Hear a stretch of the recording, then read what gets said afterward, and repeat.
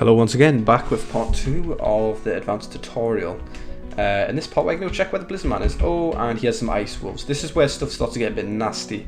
Yeah, they're not very nice. But again, like I said in the last part, I'm going to go over just a little bit in the military menu. So first of all, this main menu, there's a lot of different functions. You can add dwarves to here, you can remove them. The one at the top is the militia commander. So I do have my hammer dwarf as the militia commander. So if I want them to go and attack stuff, I can get them to go and do that. So that's the positions menu.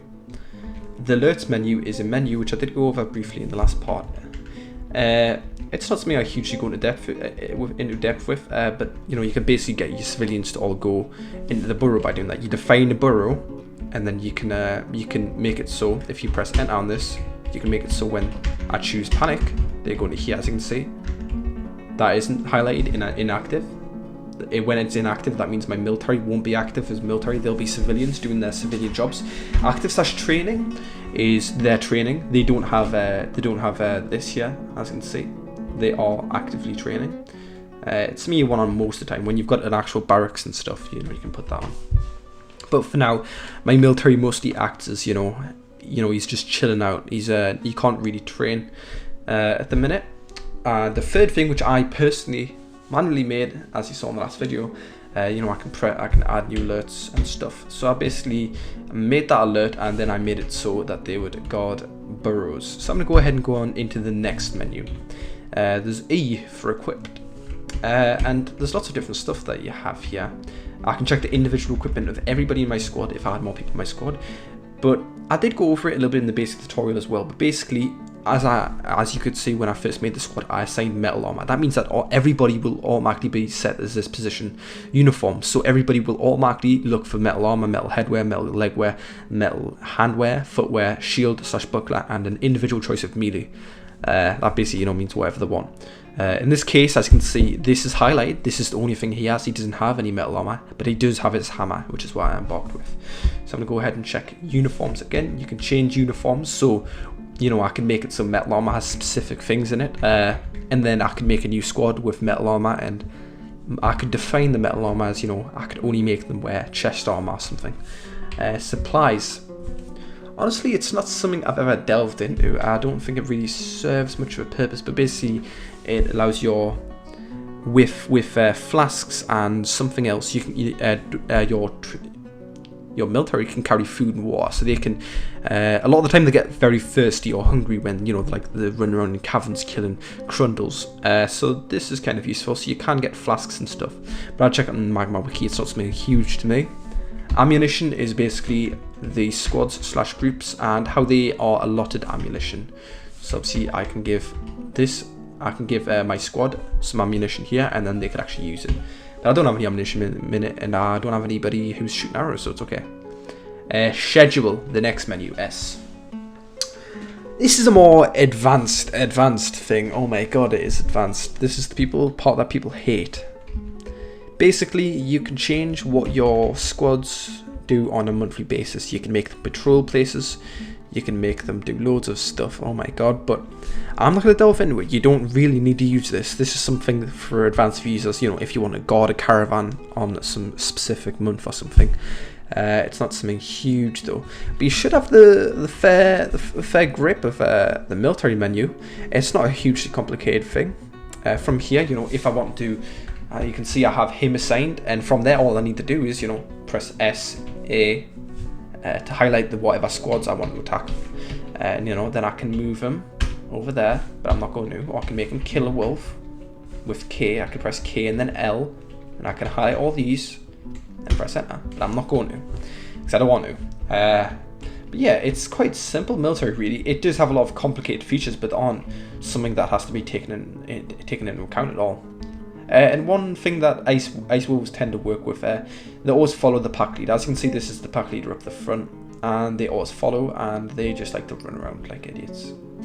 They're not as strong as Blizzard Men, and I could take them on possibly, but the amount of injuries that would come from it is not really worth it. I don't know what he's doing outside there.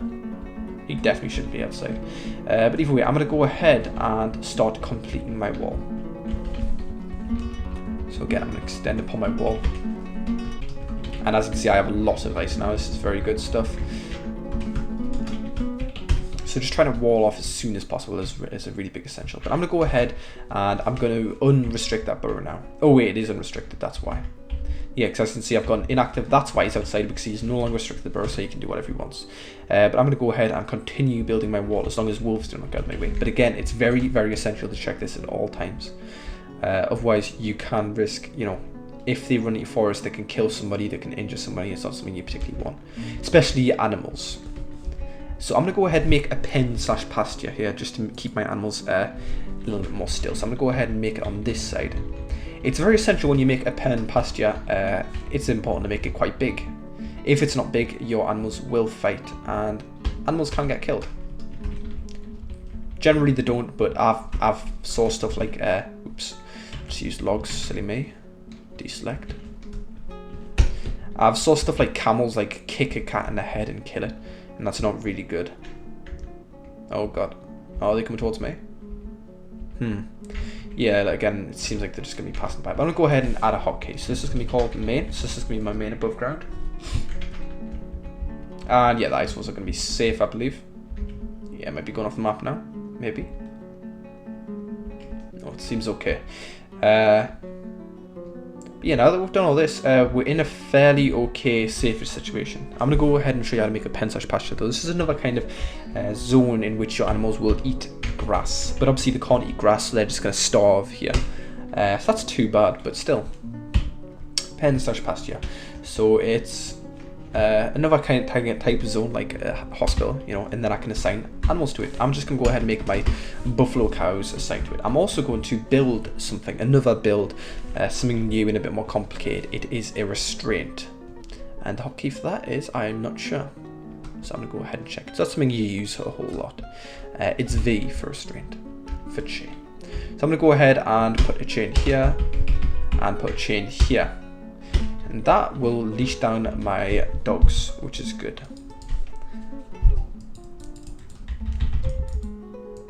Oops. As well as this, I'm just going to go ahead and extend out a little bit.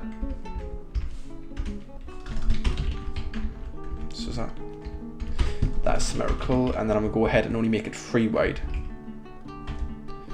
This is basically because it's going to be a high traffic area, it's important to make your entrances kind of wide. And then I'm going to make this extend out into another area, which is going to be a courtyard, and I can also put a barracks there. So, you know, there's a lot of flexibility in flat areas like this. You know, you can build whatever you want. I built a sky palace at one point. It was pretty cool. But yeah, going back into chains, once it's up, you can assign an animal to a chain or make a room. So I'm going to go ahead and just assign a war dog to the chain, and now the war dog will come there and it will be leashed to it. Do the same to the other war dog over here. So now we do have 2 war dogs which will be able to protect us from nasty animals. And as you can see, my buffaloes are now sitting there, grazing on the ice and snow, as you do. So once again, we can go check the... Oh god, they are incredibly close. So I'm going to go ahead and assign the burrow command again. So now everybody's going to run on the ground. My dogs will stay up there. I'm not sure. Yeah, they're going to go away. So I'm going to go ahead and once again unassign.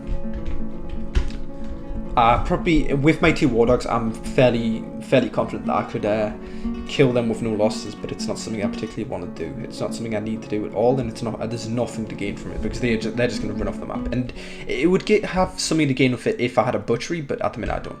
As you can see right now, my animals are already hungry. Checking the unit menu with W because they don't have any grass to graze on. That's too bad. I can go underground and find them grass, but right now I'm not going to bother. Our little Dwarf Fortress is starting to come along quite nicely underground. So I'm going to go ahead and make this our meeting hall, and I'm going to start designating some nice sleeping quarters. Sorry. No, it's not symmetrical. That is. But one thing to be noted is in a place with a huge lack of trees, one thing you can do is you can make a dormitory. So basically you would make a big room like this, and then everybody would share a bed in it. But I'm not going to do that. I feel confident that I can get wood and stuff. But I will show you how to make a dormitory. Okay, so I'm just going to go ahead and just give us lots of rooms. There is different ways of designing bedrooms. Different sizes, different shapes, more efficient sizes, more efficient shapes. But I'm quite happy with this. This is what I've always done. I think I learned this from Sippy Cup, I'm not very sure. So I'm going to go ahead and make 4 on each side. I'm going to go cut this. And that will more than suffice for now. You know, I've got 8 and then an extra 4, so I've got 12 bedrooms. That's quite a lot at the minute. So I'm going to leave that be. So my dwarves can go and mine out. A snowstorm, it's something that happened in not all places. Well, you know, it's just snowy. It's nothing to worry about at all. But one thing I'm going to do here is I'm going to go ahead and make us a roof. It's not essential, but I'm going to do it anyways. So I'm going to go ahead and put upstairs at the corner of each of my the places in here. This is actually how I made my sky palace. What I did was I made a larger area and then I basically slowly climbed up it. It gets closer, closer, closer, closer, closer, and then I had like a big walkway and I had one support like there. It was pretty awesome. So there's a lot of fun things you can do in this.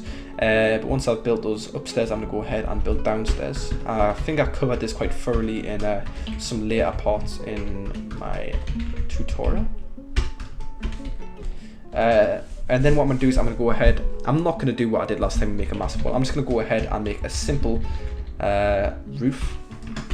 So I'm just going to go ahead and put floors everywhere. Oops, that's a wall. In fact, no, I'm going to make an awesome roof. I'm going to show you how I made my awesome roof. So first of all, put walls all here. It's a bit hard to describe all this though. A lot of it's kind of initiative more than anything. And then I'm going to put floors all here. An extra wall on here and here. Walls all along here. And this is a very elaborate roof, it looks really nice. But as for my grazing area, I'm going to use a simple roof. So I'm just going to go ahead and make a floor all on top of it. And as well as that, I will be making an extra layer of this. So it's a bit less, it's not quite as easy. And as well as that, one thing you can do is you can build fortifications there. I can build fortifications for archers to shoot through. But I'm not going to bother doing that. I've never really used archers, quite frankly. And I don't plan on using them anytime soon. But there we go, we do have quite a nice little forest already. Everything's quite nicely assigned. Have I still got burrow on? I think I might. No, I don't. So my dwarves should go up there and finish up all that and start making my glorious little fortress. As you can see, our walls being built off here. And as it's all done. And then this should be making our little floor. Let's go check some animals. So we do have another blizzard man roaming about. But again, with this kind of forest that I have now, it's fairly safe. You know, the only vision that you could get is if you walked here. And if he did walk here, my war dogs could attack him. Whether or not they'd be very good at killing it, that's a different story. Not a story I particularly want to find out the answer to. So I'm okay with just dodging for now. Once you've got a fair military, it is, you know, okay to go hunting. Because, you know, you get food, you get skin from it. It's quite worth it, but for now we're fine. As well as this, I'm going to go ahead and I'm going to make a refuse pile, which I overlooked. So I'm going to go ahead and remove this wall here. And then I need to measure how long this is. Actually, no, I can just do this. So put this wall over this one, and then that will be fine. I'm going to put this wall over this one. So one extra on top of that. And then straight down. And then that's nice and symmetrical, and I can go ahead and put a roof on that, and then it'll all look gorgeous. This is something that I quite like about the whole flat terrain thing. There's a lot of flexibility in what you can do. You can make quite nice palaces above ground, that kind of thing. Really luxurious things. But yeah, that's this part for now. We're up to 14 minutes. But in this lesson, we learned a little bit more in depth about military. I will be going more in depth. Well, not more in depth. I'll be showing you how exactly, you know, you make a bigger military with more people, and I'll be showing more examples of it. But right now, I don't think there's a whole lot of things I can teach outside of this. We're doing okay with stocks and everything else, but obviously I will be going on to something very soon. So thank you very much for watching. If you have any questions, feel free to put in the comment section, or if not, then feel free to continue on in the next video, and maybe you can learn something else. Thank you.